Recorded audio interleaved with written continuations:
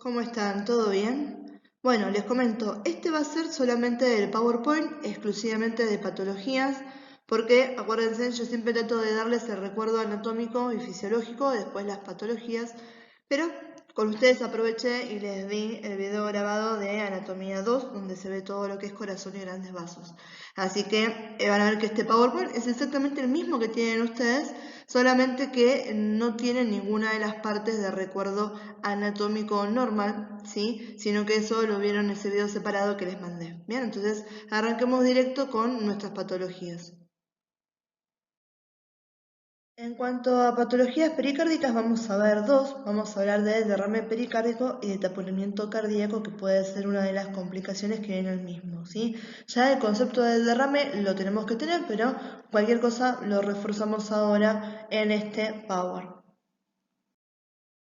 Bien, empezamos con derrame pericárdico, ¿sí? ¿Se acuerdan que el pericardio era esta membrana fibroserosa que envolvía el corazón y los grandes vasos y que entre la hoja visceral y la hoja parietal del pericardio seroso teníamos este espacio virtual que se llamaba cavidad pericárdica? En condiciones normales esa cavidad pericárdica está ausente de contenido, tiene muy pequeña cantidad de líquido lubricante para que no haya fricción entre ambas hojas, pero decimos que es una cavidad virtual. Ahora, cuando hablamos de derrame pericárdico, estamos hablando de una cantidad de líquido superior a los 50 mililitros ocupando esta cavidad pericárdica. ¿Bien? Esto va a suceder cuando se tenga una obstrucción de drenaje linfático o venoso del corazón, o también puede ser que pase porque tengo un incremento patológico de presión en las cavidades cardíacas. ¿Bien? Lo que estamos viendo es que por un lado o por el otro, a lo que vamos a llegar es a que haya una alteración normal desde el traspaso que hay entre los compartimentos de líquidos corporales, ¿sí? Entonces, muchas veces por trasudado o por exudado, depende cuál es la etiología del derrame pericárdico, se va a acumular líquido en esas cavidades virtuales, ese espacio virtual que es la cavidad pericárdica, ¿sí? Entonces vamos a ver que dentro de las causas más frecuentes tenemos a la descompensación cardíaca, insuficiencia renal, infecciones, ya sea de origen bacteriano, viral o tuberculosa, ¿sí? Acuérdense, tuberculosa es de origen bacteriano, ¿sí? Pero se hace una salvedad de esto porque es una común que afecta a lo que es corazón. Neoplasias, ¿sí? Lesión miocárdica, ya sea por traumatismo o por infarto agudo miocardio. Todas estas tienen como resultado que me van a llevar a una obstrucción, ¿sí? En este nivel y a cambios patológicos en cómo se están comportando, ¿sí? Cómo se están relacionando los líquidos en estos compartimentos de líquidos corporales. Una de las cosas de las cuales vamos a tener que tener cuidado con el paciente que está sufriendo un derrame pericárdico es que no sufra una complicación a la que vamos a llamar taponamiento cardíaco. En el taponamiento cardíaco, el punto esencial, para que ustedes lo entiendan, es la presión. No es tanto la cantidad de líquido, sino la presión que al haber estado ocupando ese espacio virtual se está ejerciendo sobre el corazón, ¿sí? Entonces lo que vamos a ver es que condicionado secundario a un derrame pericárdico, ¿sí? Vamos a tener un aumento por arriba de los 20 milímetros de mercurio, ¿sí? De la presión intrapericárdica. ¿Y cuál es el problema con esto? Es que si yo lo estoy apretando, ¿se acuerdan que el corazón es una bomba que está, ¿sí? En constante movimiento? Entonces, si yo la tengo toda esta presión, si la estoy comprimiendo, claramente que el corazón no va a poder latir tranquilo, no se va a poder, ¿sí? No mover tranquilo, ¿sí? Entonces vamos a ver que eso me va a llevar a una disminución del llenado cardíaco, ¿sí? Con una disminución del volumen cardíaco, del gasto cardíaco y en consecuencia el paciente puede llegar a tener un shock cardiogénico, ¿bien? Y que me entre en paro este paciente.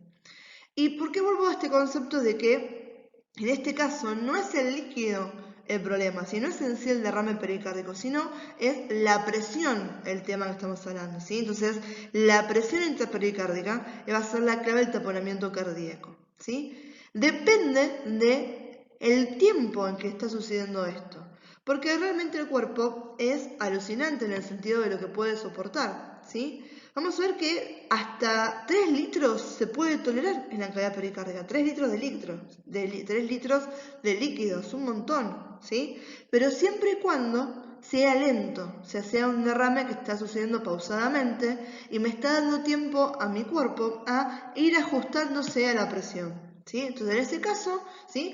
¿Va a terminar siendo un problema tener 3 litros de líquido en la cavidad pericárdica? Sí, claro, voy a tener que actuar. El paciente va a tener disminuido el volumen cardíaco, ¿sí? El volumen de latido cardíaco, el volumen de latido, todo, ¿sí? Pero no va a ser tan apremiante como si el derrame sea rápido.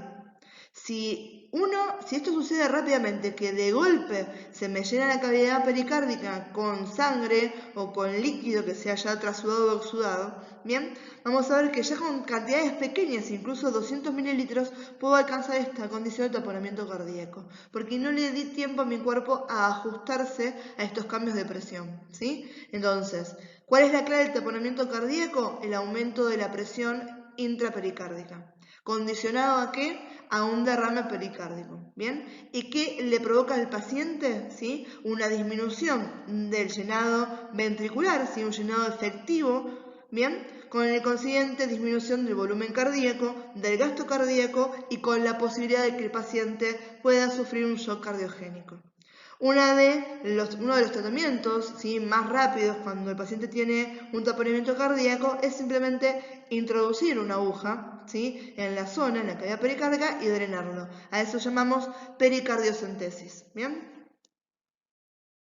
Bien, chicos, recién vimos los que eran las patologías pericárdicas. Vamos ahora a patologías cardíacas. Particularmente vamos a hablar de miocarditis y de infarto agudo en miocardio. Bien, hablando de miocarditis, volvemos entonces al concepto de qué buchonas que son las palabras, ¿sí? Termina en itis, estamos hablando entonces de inflamación. En este caso, cuando lo empezamos a ver, miocardio, ¿sí? Estamos hablando de una patología, ¿sí? Inflamatoria del músculo cardíaco que era el miocardio, ¿bien? En este caso lo que estamos viendo es que es la propia respuesta inmune del paciente que al permanecer más tiempo, al no resolverse en tiempo y forma, me está generando esta patología. ¿Se acuerdan que al principio les di los signos de la inflamación? ¿Sí? Entonces, en este caso vamos a ver, piensen, para que ustedes me entiendan por qué eso me está complicando un paciente que tenga miocarditis. ¿Bien? Si yo tengo inflamado el pie, ¿sí? ¿Qué quiere decir? Que lo tengo hinchado, me duele. ¿Lo voy a poder apoyar normalmente? No, porque lo apoyo y me duele y no voy a soportar que mi pie ahora se banque todo el peso de mi cuerpo. En este caso, cuando el miocardio está inflamado, ¿sí? Que vamos a ver que está infiltrado, tiene un infiltrado leucocitario, ¿sí? Y incluso tiene zonas de necrosis, lo que está pasando es que se vuelve grueso, ¿sí? Se vuelve débil porque al estar inflamado, ¿sí? Está edematizado, está grueso por estos cambios que me ha dado esta persistencia de la respuesta inflamatoria en la zona. Pero ya no puede cumplir las funciones que haría normalmente, ¿sí? Ya el gasto cardíaco se ve reducido, ¿sí? Entonces, me vuelve al músculo cardíaco grueso e hinchado, ¿sí? Pero no es que está grueso e hinchado y que está más fuerte porque está más robusto, ¿sí? Está grueso, está hinchado y está más débil, ¿sí? Entonces, esto puede aparecer a cualquier edad, no tenemos un grupo etario en el cual haya prevalencia de esta patología, ¿sí? Y por suerte vamos a ver que esto es de una frecuencia poco común, seguramente vienen siempre, en la mayoría de los casos, desencadenados después de que hubo una infección a nivel del corazón, ¿sí? Entonces es una inflamación secundaria en la mayoría de los casos a una infección cardíaca, ¿bien? Muchas veces estos los vemos asociados a pacientes que son drogadictos, ¿sí? Tienen adicción a las drogas, porque una de las causas comunes de infección a nivel cardíaco son las vegetaciones a nivel de las válvulas, ¿sí? Eso es muy común cuando se inyectan drogas a nivel endovenoso, ¿sí? Creo que esto lo vimos, se los había comentado cuando habíamos hablado de los tipos de trombos que podíamos tener uno de los trombos micóticos, ¿sí? O las vegetaciones valvulares. Bien, infarto agudo de miocardio. Antes de empezar a hablar de las particularidades de qué está pasando con el músculo cardíaco, lo que es interesante es poder desglosar el término infarto. Cuando hablamos de infarto, estamos haciendo referencia a que voy a tener un tejido, un órgano, una zona que ha sido desprovista de oxígeno y nutrientes porque hubo una obstrucción a nivel de los vasos sanguíneos que son los encargados del aporte, ¿sí?, hacia esa zona. Entonces, vamos a ver que cuando yo tengo una obstrucción en los tejidos que forman un órgano o una parte de él debido a la interrupción de la irrigación sanguínea, lo que termino teniendo es necrosis tisular. Cuando no me llega sangre, no me llega oxígeno, se empieza a morir el tejido, ¿sí? Y a eso llamamos un infarto. Esto puede pasar a nivel del corazón, cuando estamos hablando de la afectación del músculo cardíaco, puedo tener un infarto renal, puedo tener un infarto cerebral, ¿sí? Uno va a hacer referencia a dónde está pasando este proceso oclusivo y la consiguiente necrosis del tejido, ¿bien? La mayoría de los infartos agudos de miocardio, ¿sí?, son provocados por obstrucción de las arterias coronarias. Las arterias coronarias que son las encargadas de irrigar el propio corazón, ¿sí? Y generalmente se ocurren por la deposición de placas de colesterol sobre la luz del vaso, ¿sí? Una de las causas más frecuentes obstructivas de estas arterias es que se produce una ruptura en la placa de colesterol, lo que me conlleva a un atrapamiento de células sanguíneas, particularmente plaquetas y después otras sustancias, que me terminan formando un coágulo oclusivo en la luz del vaso, ¿sí? Por lo tanto, se está estrechando, ¿sí?, la capacidad, el lugar por el cual puede pasar la sangre, y todo lo que esté de ahí en adelante, o sea, todo ese territorio que estaba irrigado por esa arteria, si estamos hablando acá de las coronarias, va a quedar desprovisto de oxígeno y nutrientes, por lo tanto va a empezar a morir, ¿sí? Ya sea total o sea parcial con el estrechamiento, vamos a ver que hay un declive en la actividad de esas poblaciones celulares que están siendo desprovistas de oxígeno y nutrientes, por lo cual cuando no hay suficiente sangre, ¿sí?, que está llegando al miocardio, este empieza a morir, empieza a tener necrosis tisular. Acá lo que tenemos interesante de ver es hacer una observación que tiene que ver con la anatomía y la fisiología normal del corazón. Piensen en un momento, yo tengo obstruida la arteria en este punto, ¿sí? ¿Por qué no tengo muerto a todo, por completo a todo el miocardio? ¿Se acuerdan que a nivel del corazón, cuando hablamos de la irrigación propia del corazón, es una gran anastomosis que tenemos entre los sistemas y las ramas que están aportando la coronaria derecha y la coronaria izquierda, ¿sí? Una de las grandes anastomosis que tenemos es a raíz de las descendentes anterior y posterior, ¿sí?, y la famosa cruz del corazón que vemos en la región dorsal, ¿sí?, posterior del corazón. Entonces vamos a ver que dependiendo del lugar, uno puede ir clasificando, ¿sí?, darle ciertos nombres particulares que me indiquen a mí dónde en todo el corazón, particularmente en dónde en el tejido miocárdico, ha sufrido la lesión el paciente.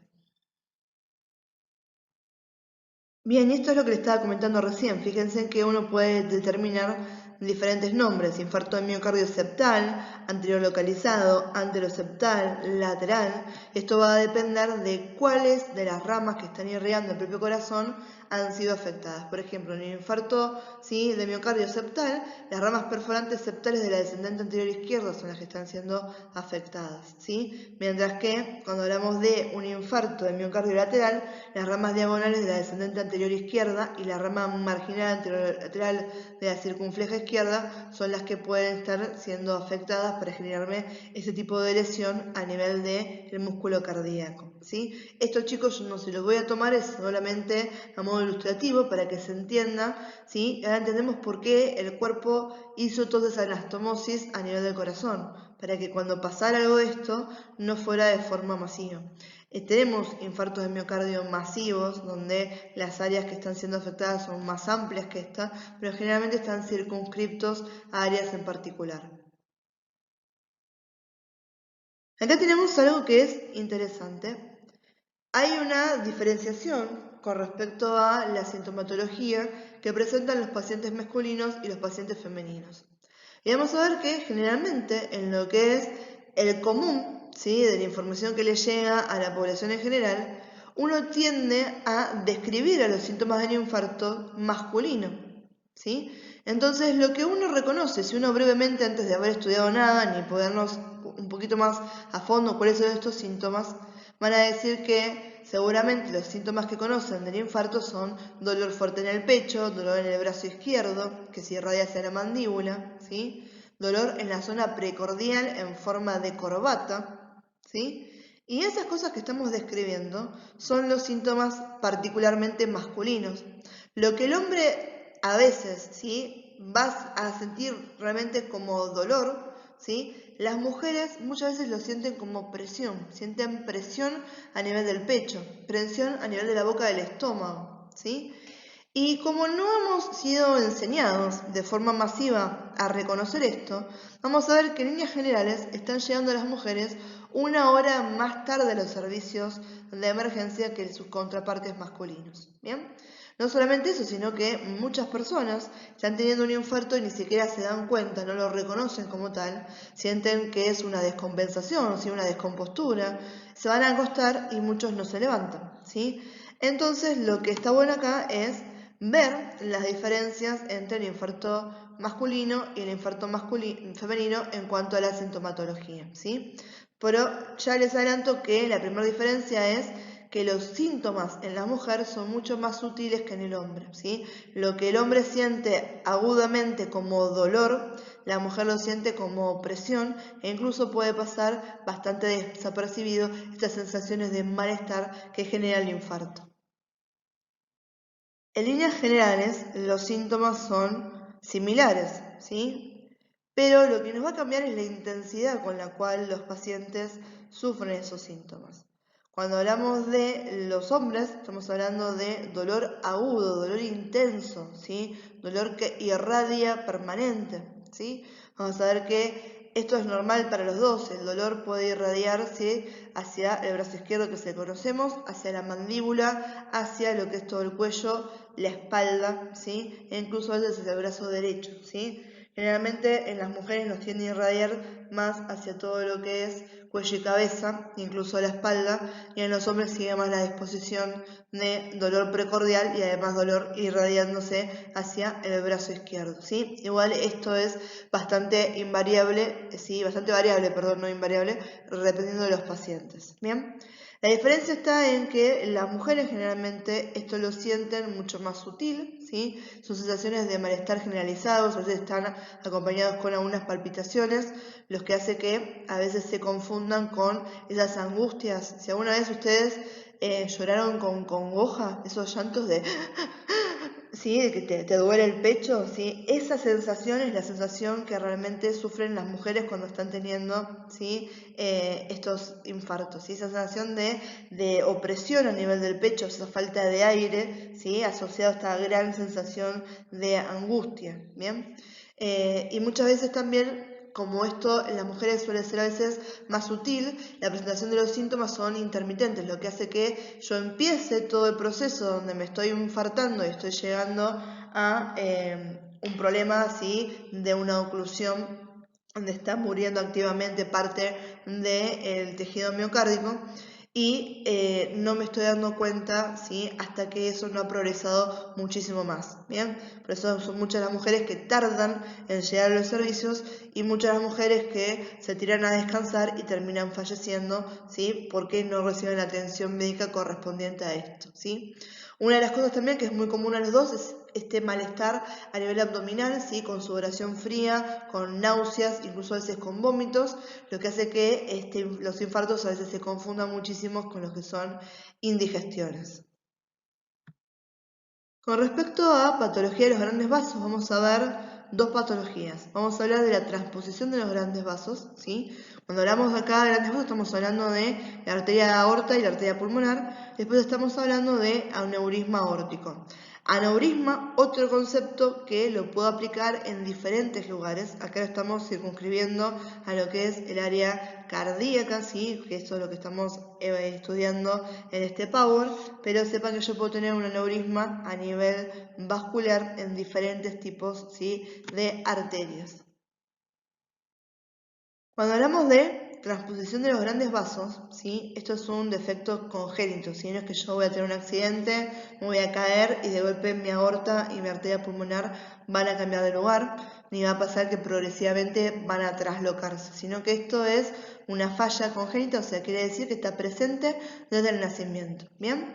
Y lo que tengo es un intercambio, hay diferentes grados de transposición de los grandes vasos, ¿sí? Pero hay un intercambio entre la disposición que tienen la circulación sanguínea por una diferenciación en la posición de las arterias aorta y la arteria pulmonar, ¿sí? Entonces lo que estamos hablando es que esto va a ser netamente un defecto cianótico. Lo que va a pasar es que voy a tener, ¿sí?, una hipoxia bastante marcada en el paciente, porque piensen esto, ¿quién era la encargada de llevar la sangre oxigenada al cuerpo? La aorta, ¿sí? La arteria pulmonar es la encargada de llevar sangre carboxigenada a los pulmones. Si ellos están intercambiados, ¿sí? Que la arteria aorta está naciendo del ventrículo derecho y la arteria pulmonar está naciendo del ventrículo izquierdo, quiere decir que toda la sangre carboxigenada que me estaba llegando a la aurícula derecha y que pasa al ventrículo derecho, en vez de irse a oxigenar a los pulmones, la estoy repartiendo por la arteria aorta para todo el cuerpo de vuelta. Y recién cuando llega a la aurícula izquierda y los ventrículos izquierdos, recién ahí la sangre está pasando por la arteria pulmonar a los pulmones, ¿sí? Entonces, esto es lo que estamos hablando de que es un defecto cianótico, ¿sí? Hay disminución del oxígeno que en la sangre que se está siendo bombeada desde el corazón al resto del cuerpo, ¿sí?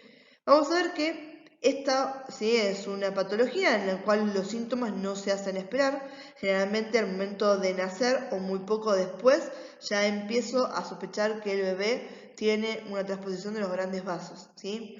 La gravedad, ¿sí?, y la forma de evolución que va a tener esta patología va a depender, ¿sí?, del tipo y el tamaño de los defectos cardíacos adicionales que tenga este bebé. Puede tener también, además de esta transposición de los grandes vasos, ¿sí?, comunicación intraauricular, comunicación interventricular o un conducto arterial persistente, ¿sí?, algo que ya también sean malformaciones a nivel congénito de todo el circuito, ¿sí? Y por otro lado, ¿sí?, de cuánto se puede mezclar la sangre entre las dos circulaciones anormales. En este caso, que yo tenga comunicación entre el lado derecho y el lado izquierdo del corazón, no va a ser algo en contra, ¿sí? Generalmente uno no quiere que eso suceda, uno quiere que todo lo que está del lado derecho y todo lo que está del lado izquierdo circule, ¿sí?, de forma unidireccional, la aurícula-ventrículo y la aurícula-ventrículo, y que no haya interacción entre el lado derecho y el lado izquierdo del corazón. Acá, como estamos hablando, ¿sí?, de que la sangre, ¿sí?, está completamente traslocado en los circuitos que tiene que hacer, está bueno tener que el corazón se me mezclen tanto la sangre oxigenada como la carboxigenada. Es como una forma de decir, bueno, no vamos a estar al 100% a los niveles de saturación de oxígeno que uno quisiera estar, pero de esta forma llegamos a compensar un poquito más este defecto cianótico que estamos teniendo. Bien, fíjense que lo que les venía comentando recién, de que en este caso que haya una intercomunicación no es desfavorable, sino que es lo que estamos buscando para compensar la distribución del oxígeno en todo el cuerpo, es uno de los tratamientos que pueden tener estos pacientes. En este caso es un tratamiento que se llama septostomía de balón de Rashkin, ¿sí?, donde uno está ingresando, ¿sí?, ahí a lo que era la fosa oval, ¿sí?, que era ese comunicante entre la aurícula derecha y la aurícula izquierda de la circulación fetal. Y con este balón lo que estamos haciendo, estamos ampliando eso de ahí. Estamos tratando de tener una comunicación intraauricular abierta. ¿Por qué? Porque la sangre ahora carboxigenada me va a llegar tanto a la aurícula derecha como la aurícula izquierda. Entonces la voy a bombear, me va a pasar sangre al ventrículo derecho y la arteria aorta me la va a llevar al resto del cuerpo, pero parte de esta sangre carboxigenada me va a llegar también a la aurícula izquierda y también la estoy llevando para oxigenar por la pulmonar hacia los pulmones, ¿bien? Desde el ventrículo izquierdo. Entonces de esta manera estoy logrando que esté un poco más mezclada y compensar esa falta que estoy teniendo, ¿sí? Por otro lado, lo que tenemos también como tratamiento es la corrección quirúrgica. Esto es realmente hacer una cirugía bastante importante donde se van removiendo y se van injertando de vuelta en la posición correcta estos dos vasos, o sea, la aorta y la arteria pulmonar.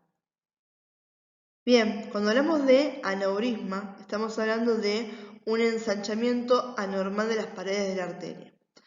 Las paredes de las arterias son bastante elásticas, ¿sí? Yo siempre que se los explico, a veces si me acuerdo les llevo un globo y lo hacemos y los asusto porque hago que reviente.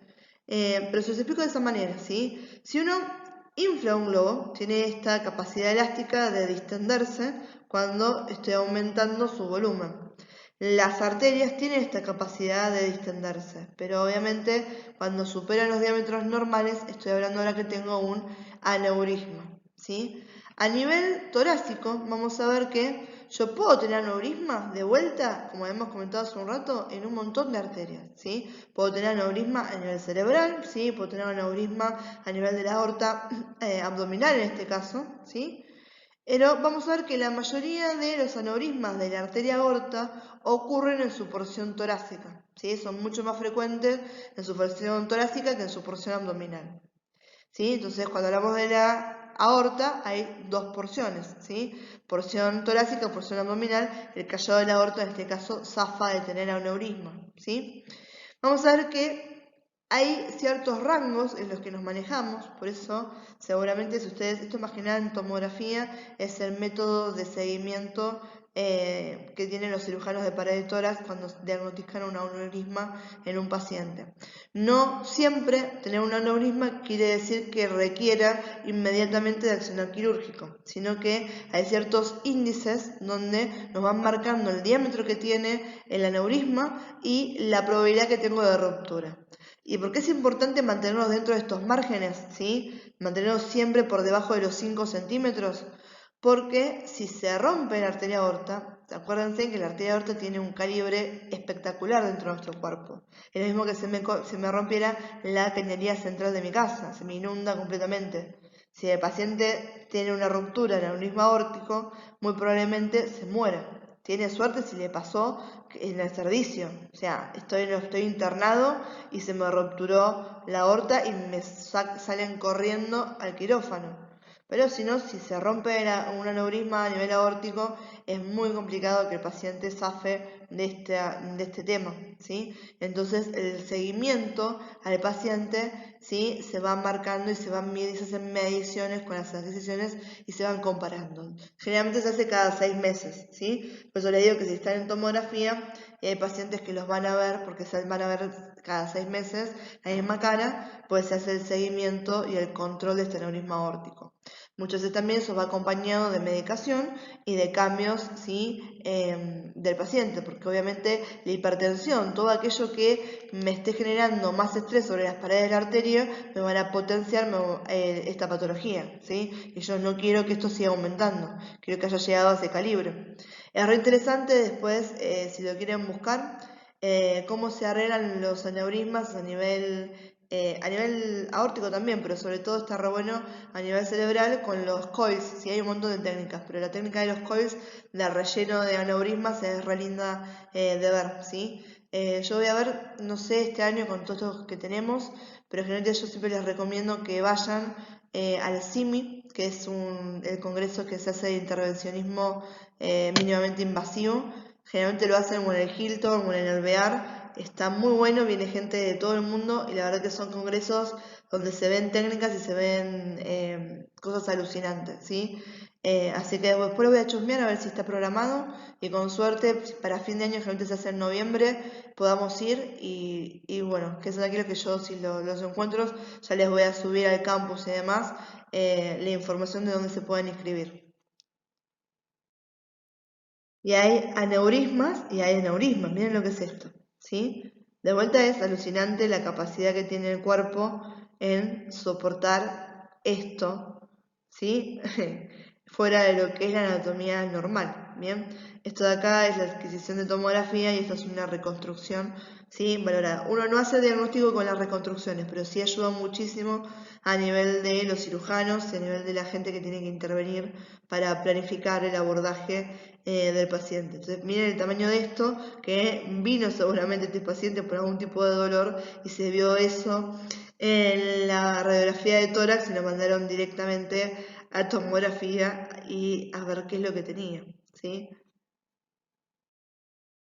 Bien, entonces ahora sí vamos con nuestra última patología, ¿sí? Una patología que es la conducción. Fíjense que acá ya me están buchoneando cuál va a ser el problema que van a tener mis pacientes. Y vamos a hablar del paro cardíaco.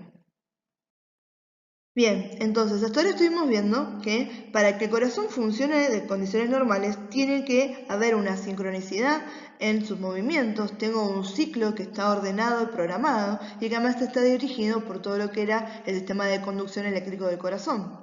Cuando el corazón no puede llegar a esos ritmos normales, ¿sí? Esto me conduce a fallas. ¿Cómo llamamos a esos ritmos anormales del corazón? Arritmias. Está fuera de ritmo, ¿sí? Como mi papá cuando quiere bailar en la fiesta de fin de año, ¿sí? Completamente fuera de ritmo. ¿Bien? De la misma manera que mi mamá va y lo sienta para que deje de bailar, el corazón a veces lo que hace cuando está fuera de ritmo es querer resetearse. Entonces, no puedo trabajar fuera de ritmo, entonces ¿qué hago? Dejo de trabajar. Y a eso llamamos un paro cardíaco, ¿sí? Entonces, durante una arritmia podemos tener que esa falta de ritmo puede ser que el corazón me late muy rápido o me late muy lento, ¿sí? Y a lo que llegamos es que este corazón deje de latir. Entonces, cuando el corazón desarrolla una arritmia donde se deja de latir, es lo que tenemos un paro cardíaco súbito, ¿sí? Quiere decir, el corazón dejó de trabajar, dejó de bombear sangre, ya no está participando en lo que es el ciclo cardíaco, ¿bien? Cuando pase esto, vamos a ver que si la persona no recibe atención médica, ¿sí? El corazón no se resetea solo, ¿sí? Cuando llegamos a este punto, sino que necesita de una intervención. Acá es donde entra, porque es tan importante que ustedes conozcan primeros auxilios, porque lo que podemos hacer nosotros con nuestras propias manos es RCP. ¿Sí? Y vamos a ver que otra cosa, cuando uno habla de la cadena de supervivencia, hablamos de la desfibrilación temprana como una de las cosas que hacen que los pacientes tengan mayor sobrevida. ¿Sí? Cuando hablamos de desfibrilación estamos hablando de otorgarle al corazón un shock eléctrico que me vuelva a repolarizar a las células cardíacas para que éstas vuelvan a encontrar su ritmo. ¿Sí? Entonces, vamos a ver que hasta que no reciba esa ayuda al paciente, ¿sí? Hasta que no tengamos un DEA o vengan los agentes de servicio, ¿sí? De emergencias que tienen desfibrilador en la ambulancia, lo que podemos hacer es RCP, ¿sí? Resucitación cardiopulmonar, donde nosotros estamos haciendo el latido mecánico con las compresiones torácicas, ¿bien? Pero siempre estamos acuérdense cuando vieron primeros auxilios, la famosa curva de Drinkard, ¿sí? Que tenemos unos 10 minutos para asegurarnos, ¿sí? La buena sobrevida de ese paciente. Cuanto más vamos acercando a los 10 minutos, menos chances tiene de recuperarse y no sufrir secuelas graves el paciente. Porque acuérdense que no solamente está dejando de latir el corazón, cuando no late el corazón, lo que está pasando es que no está llegando oxígeno a todo nuestro tejido. Entonces esa situación de hipoxia a nivel del cerebro sobre todo, las neuronas son muy sensibles a la hipoxia y lo que nos preocupa es que el paciente, si se recupera, tenga algún tipo de daño neurológico, ¿sí? Entonces siempre decimos RCP y desfibrilación temprana es lo mejor que les puede pasar a un paciente que ha sufrido un paro cardíaco. Y estas chicas son reglas mnemotécnicas que tenemos nosotros para saber cuáles pueden ser los causantes de un paro cardíaco. ¿Sí? Decimos las 6H y las 5T, o a veces hay 6T también. ¿Sí? A veces, depende de donde lo escuchan, 5H, 5T o 6H y 6T. ¿Sí? O así 6 y 5. Es bastante variable.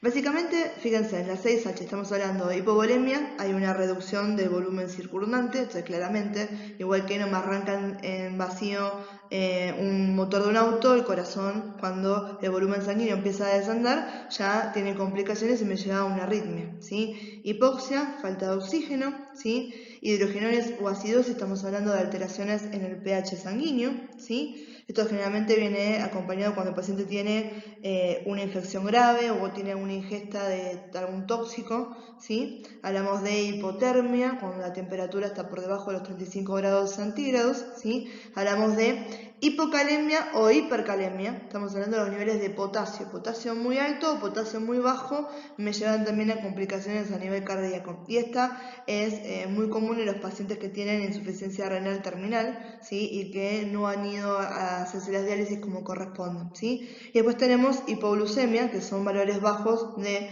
glucosa en sangre. Cuando hablamos de la 5T, estamos hablando de tórax atención, o sea, secundario a un paro cardíaco, secundario a un neumotórax. Taponamiento cardíaco, que esto los vimos, y tanto neumotórax como taponamiento cardíaco los vimos en estas semanas de clases. Tenemos tóxicos, ¿sí? tanto tóxicos como alteraciones medicamentosas del paciente, ¿sí? Trombosis pulmonar y trombosis coronaria, ¿sí? Acá estamos hablando de cómo la obstrucción a nivel pulmonar, ¿sí? A veces es muy masiva y me puede llevar a un paro cardíaco, y la trombosis coronaria también. O sea, ¿qué quiere decir? Que además del paciente haber tenido un infarto, ese infarto me puede haber llevado a un paro cardíaco. Y si saco al paciente del paro cardíaco, después tengo que tratar la zona infartada, ¿sí? Por eso hablamos de trombosis pulmonar y trombosis coronaria como uno de los causantes también de un paro cardíaco. Y la sexta T que podemos tener sería el traumatismo, ¿sí? Que en el caso de que se llama traumatismo o conmoción torácica, que tengo la mala suerte de que justamente me pego un golpe a nivel del corazón en un momento particular del ciclo, y eso termina haciendo que entre en arritmia al corazón y yo termine haciendo un paro cardíaco. Bien, esto se los puse para que nos quede bien la diferencia entre qué es un infarto o un ataque al corazón y qué es un paro cardíaco, porque muchas veces en lo que es el léxico normal a veces nos confundimos y los nombramos de forma indistinta, ¿sí? Cuando hablamos de un paro cardíaco estamos hablando de un problema eléctrico, ¿sí? Entonces estamos hablando de que el corazón sufre una alteración en su ritmo cardíaco normal porque hay un defecto a nivel del sistema de conducción, ¿sí? Y entonces se termina deteniendo súbitamente. Cuando hablamos de un ataque al corazón estamos hablando de un infarto, y el problema circulatorio es obstructivo, ¿sí? Yo tuve una obstrucción que produce que el flujo sanguíneo se haya bloqueado, por lo tanto tengo una zona del corazón que no está recibiendo sangre. Un ataque al corazón puede devenir en un paro cardíaco, ¿bien? Bien, chicos, esto es relativamente cortito, estamos viendo solamente algunas de las patologías asociadas al corazón, a los grandes vasos, ¿bien? Después esto va a ir complementario con un último PowerPoint, que ya es el último que nos queda para hablar de la cursada, que va a ser el de enzimas séricas, para que ustedes vean qué determinantes de laboratorio se están elevando, ¿bien? Cuando tengo este tipo de patologías como las que vimos recién.